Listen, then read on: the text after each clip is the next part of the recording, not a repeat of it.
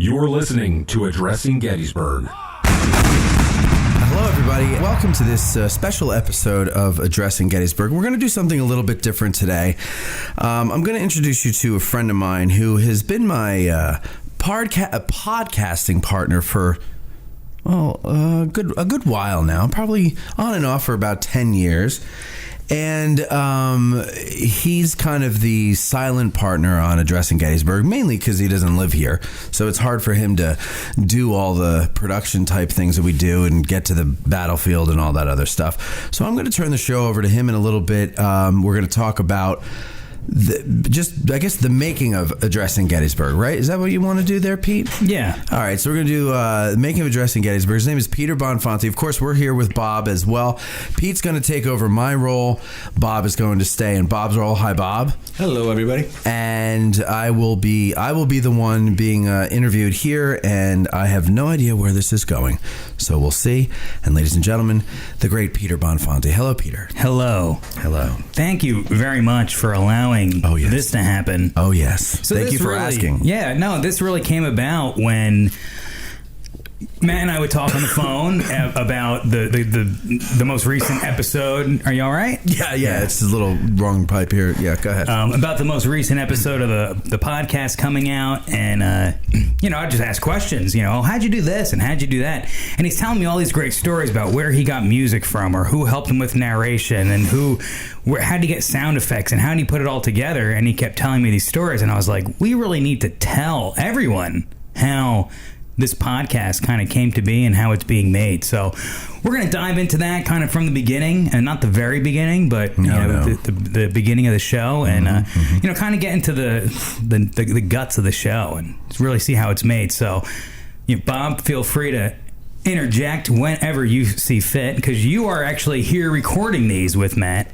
I'm just the curious listener.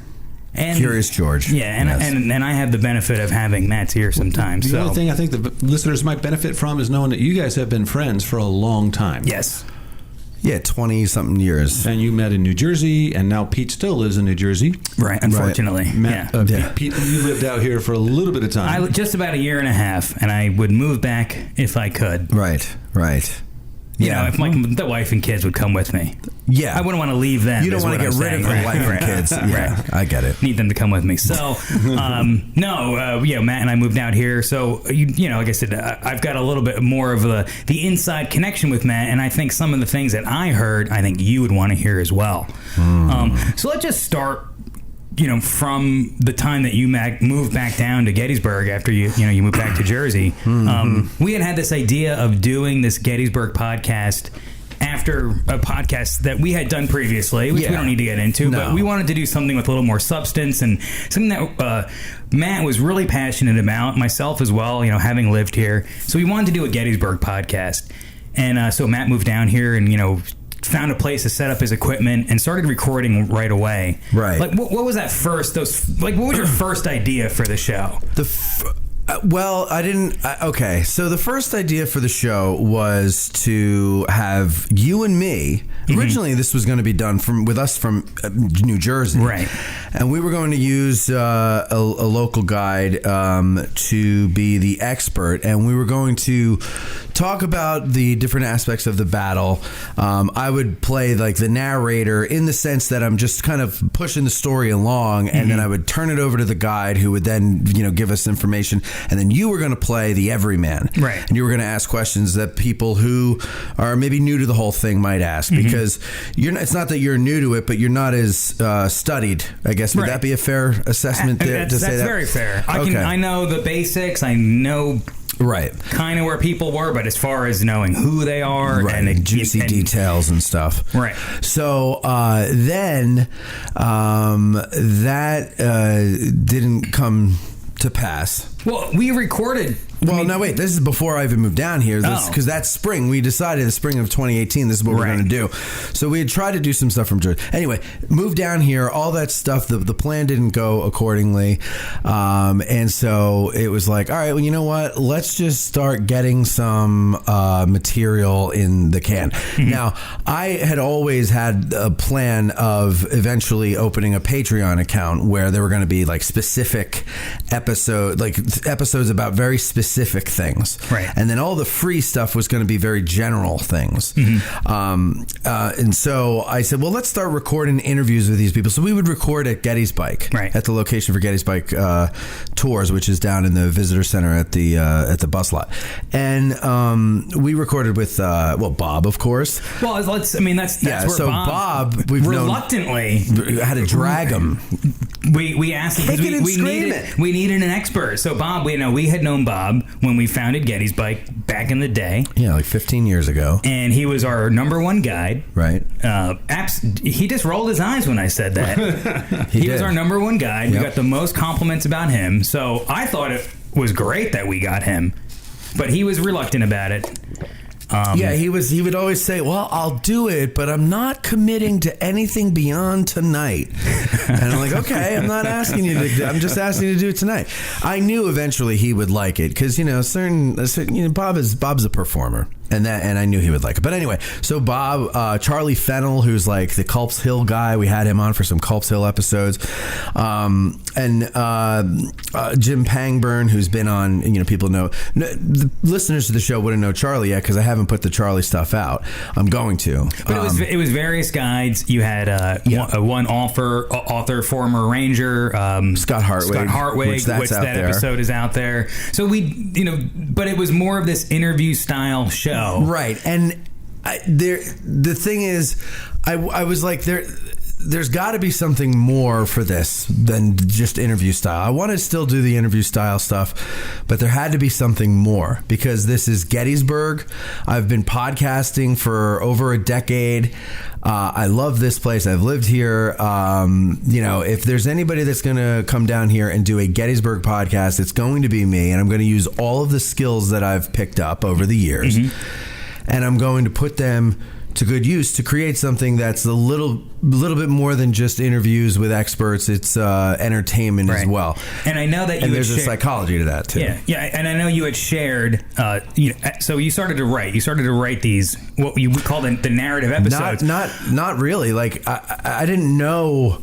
After that first round of interviews over the summer of 2018, I kind of just like sat on it and I was like, this isn't right. This isn't ready yet. Right. There's something more. But you had started something. You knew you needed to tell the chronology of the battle from the campaign, the story of the campaign, the history. And originally, like everybody else, it was going to start on June 30th. And then I said, maybe I should go to the beginning of June. And then I was talking to Bob, and I said that, and he goes, why aren't you going back to Antietam?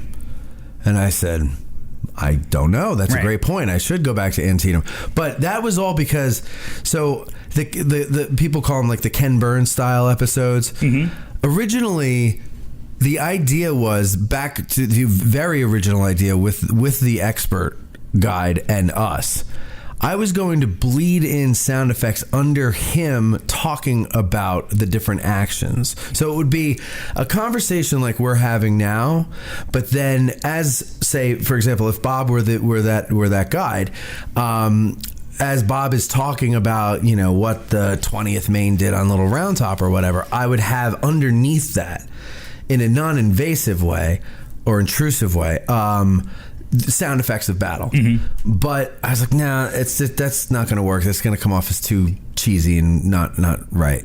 And so one day, it was last winter, January, I think, I went into the Gettysburg shed to record off of the Gettysburg Grail Diary, which is this little leather-bound notebook that I have that I took notes from years ago in 2004 or so.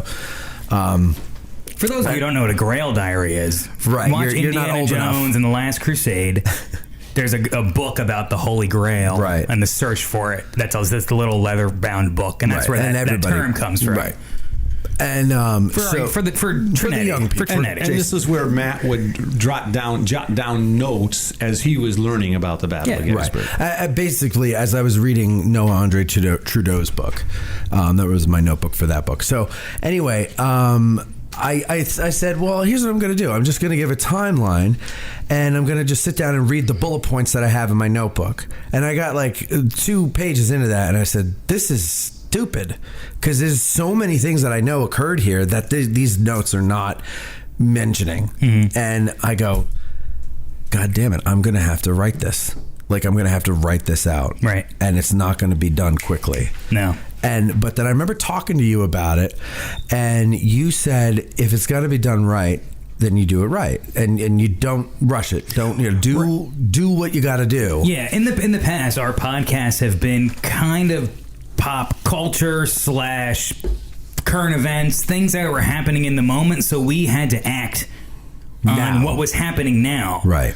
And I kept saying to you, the history's not going to change. Right. It's going to be there. So take your time and do it right. And so that's when you came to this realization of what the narrative episodes have become. Right. Correct? And they had to be Ken Burns style. And the reason is because when you listen to, before I started doing this, I don't listen to history podcasts now because I'm doing one. So I don't want to be influenced.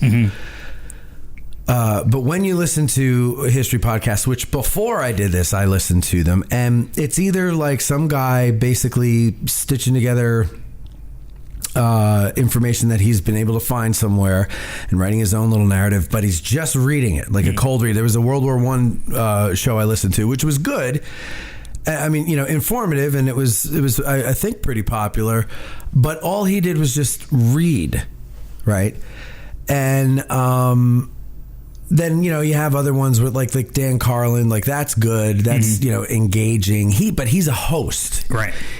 And a lot of people, a professional broadcaster, yes, and a lot of people don't get that. You can't get excited in your voice. Like there's something to it. There's more to it than just getting excited, and so I listen to those things and I go, they're all really good, but.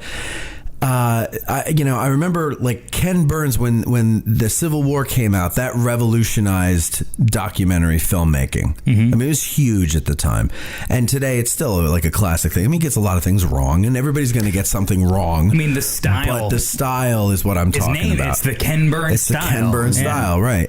And so I said, well, I know I've heard podcasts where people try to dramatize them and people try to maybe do their idea of the Ken Burns style, but I have spent many nights having fallen asleep to the Ken Burns series, and it just keeps playing next episode all throughout the night. So it's like ingrained in my brain how the sound, the tone of it, and all that other stuff, and how he weaves music and sound effects in and out. So I was like, that's what I have to do. And it's going to be a lot easier to do because there's no visuals. Because I used to edit video and I was just like so burnt out on that. And so I was like, okay, so I'm going to do it without the video. And that's going to set it apart from any other podcast that's like a history podcast that I'm aware of. And I'm sure there's something out there, but I'm not sure. But yeah, so that was it. Okay. So you've got the kind of the form of what you want to do. But now you said you needed to write it. Yeah. So the research had to be extensive because I know you know Gettysburg, but you're going back to Antietam. Right. And so just talk about that a little bit. Well, okay. Leading up to that, I knew, first of all, I had not really been reading on the Civil War or Gettysburg basically since I left here in 2010.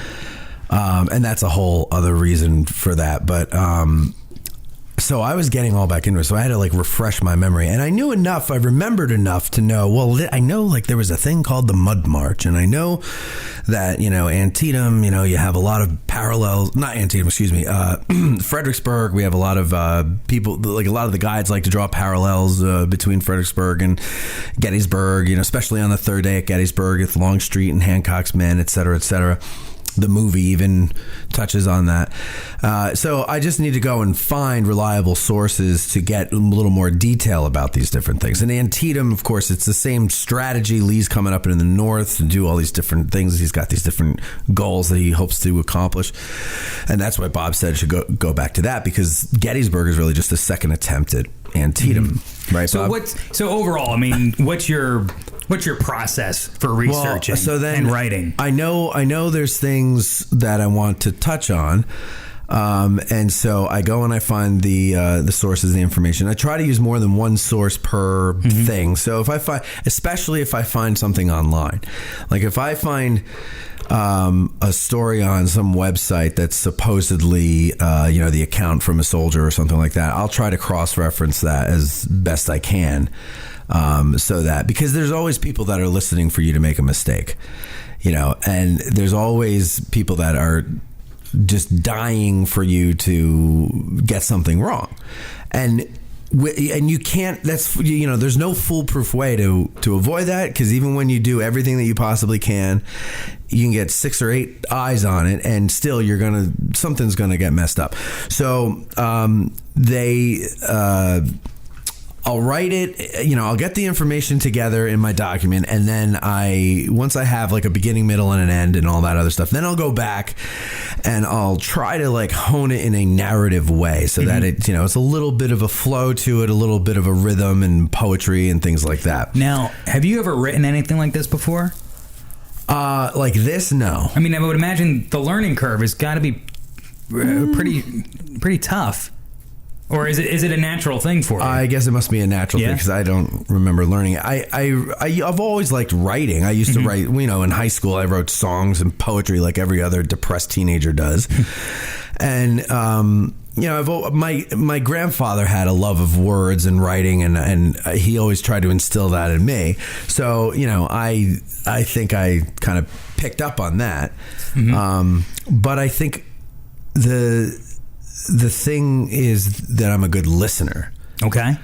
And I listen to the rhythm of the narration of like Ken Burns or anything, and how it relates to the music and to the sound effects. And then, not just Ken Burns alone, but I mean, any documentary now that's come out since Ken Burns, they all use the same thing.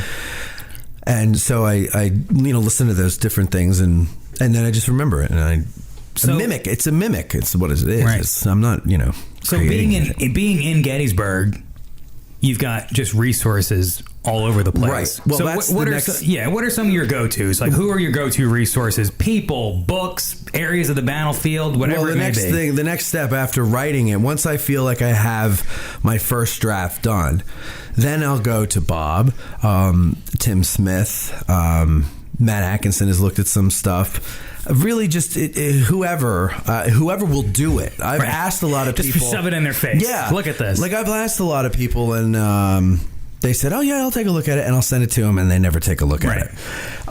So and I can't bother them to do it. So I have to find whoever is willing to work with me is who I'm going to, go to. And luckily, most people say yes. You bother me sometimes to look at it. Well, I don't feel bad about bothering you, because I've known you for almost 20 years.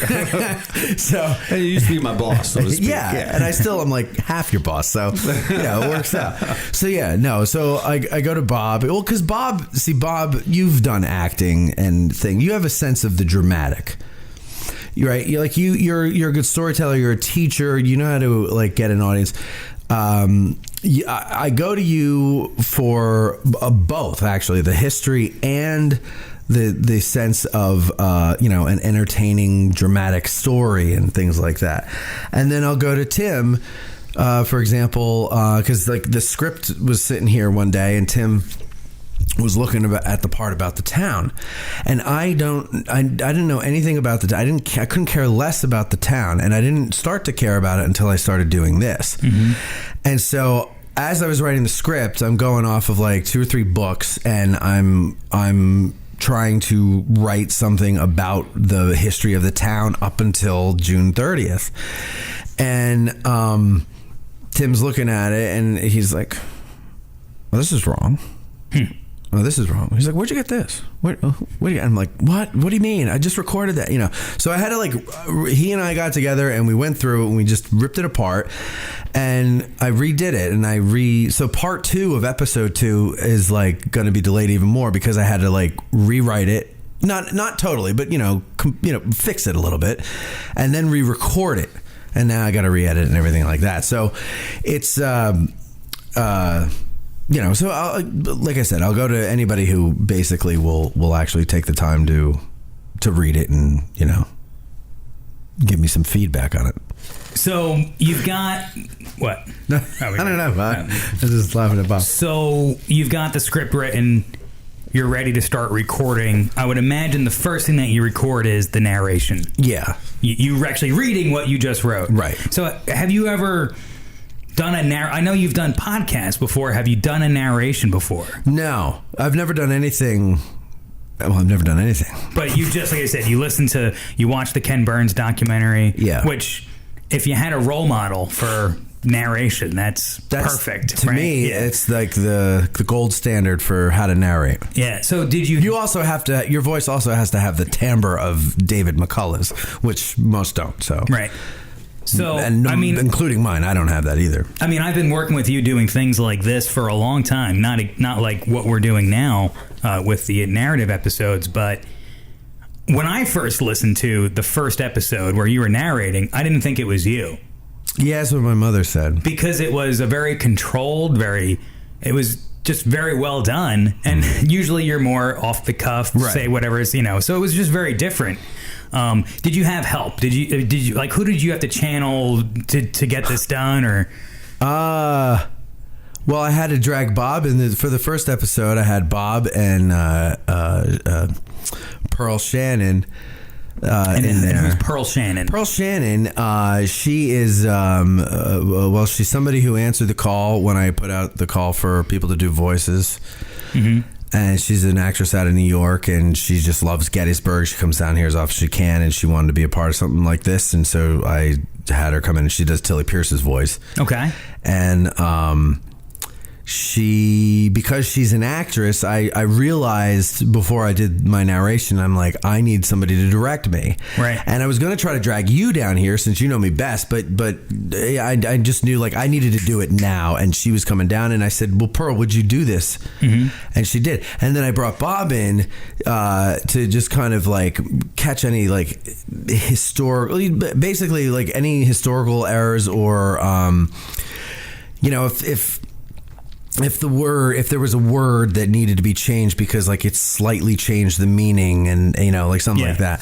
So we did it. I was very nervous because I never did anything seriously before. If it was me to do, get out there and make some kind of stupid voice, I wouldn't have had a problem. But I had to do my real voice, and I had to do it in a way that I heard it in my head, and I was like, I know I can do it this way, but are people gonna think I'm are Bob and Shannon, or not Shannon, Bob and Pearl going to laugh at me because, Bob knows me as a goofball and Pearl's an actress, and she'll be like, oh my God, this guy sucks. Mm-hmm. And, but I was like, who cares? We did not laugh at you. No, you didn't. I laugh a lot at you and with you because you make me laugh. But folks, when Matt hears something in his head, he hears it plainly. See, there's a story behind that, and maybe we'll get to that some other time. Bob, why do you do that? You bring up an inside joke the audience doesn't get, and then you go, we'll talk about that some other time. And the next Ask a Guy, they will say, Matt, why do you hear things plainly? That's gonna be my question for the next Ask a Guy. There you go. So the narration is great. I think it's something that you've definitely taken to. The direction worked. Yeah. But what I think really makes the podcast, these 2 episodes that have come out, really come alive are the additional voices. I agree. So tell me about how you found these people. Who are they? Anyone? Can I add something about the narration real quick? Sure. Okay, so when we record them, right? The first episode seemed to go a lot smoother than the second episode. The second episode, there were some technical glitches, and we would spend 4 hours recording, and then I'd find out I got to do it again because it's distorted or something like that, and so 2 or 3 times. And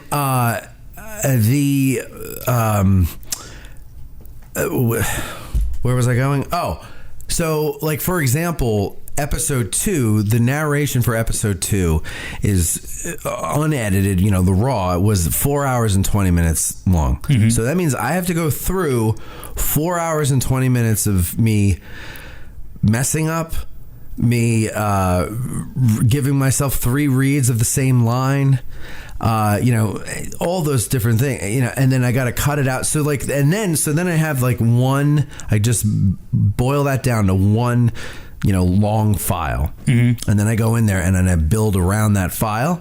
But still, I've still got like 2 or 3 reads of the same line, and then I got to go, okay, well, which one sounds better now that I've got this going? You know, so all the real writing and the real narration is done when you're editing. And really, what you're doing everything where that a production of this scale would be multiple people doing these jobs. Right. With one person having a vision, but you're doing the technical and the artistic and everything else. Right. So, and luckily, there's people that are now coming out of the woodwork saying, I want to help you with this, and it is getting easier, which we'll get into that later, I'm sure. Yeah. But what was the question well, you said about people coming to help. So you've had additional voices besides your own on the narration.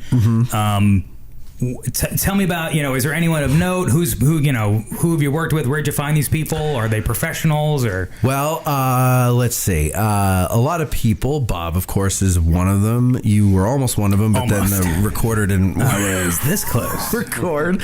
Patrick Gorman, who plays General Hood in the movie. Okay, Gettysburg. That's a big one, right? Yeah. And does he actually narrate for General Hood? He plays General Hood. Yeah. Okay. Yeah.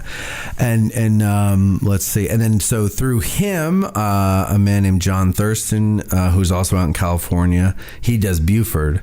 Okay. Which I can't wait to get to that because I love his voice for Buford. So you've recorded some things for the future just because you've gotten the people to do them. So you're just got to strike when the iron's hot. And I know what quotes I'm using for those people. Okay. And so, you know, I had them recorded. Let's see. Keith Harris, who has the Rogue Historian podcast. He does something. John Heckman, the tattooed historian. He plays Henry B. McClellan, who was Stuart's chief of staff. Was he? Or adjutant. And a lot of people. Pearl. Yeah. Pearl. She does Jenny Tilly Pierce. And are you looking for more? Always. So how can people, if they're listening to this, how can they contact you to be a part of this? You can just, if you follow any of our social media, you could DM us, or you can, the best thing to do, I guess, would be to go to Matt, M-A-T-T, at addressinggettysburg.com. And please do. One of the worst things I do is accents. When I was acting, people would say, good actor, but man, you don't have that clue. So people from and the Matt South wants me to do Southerners. So please, if you have a Southern accent. The South and Maine. Maine, yes. I'm looking for Maine. I need somebody to do, because if you listen to episode 1, during Fredericksburg, I read Chamberlain's account of, you know, having to sleep on Maurice Heights, and I don't like my reading of it, but there's no one.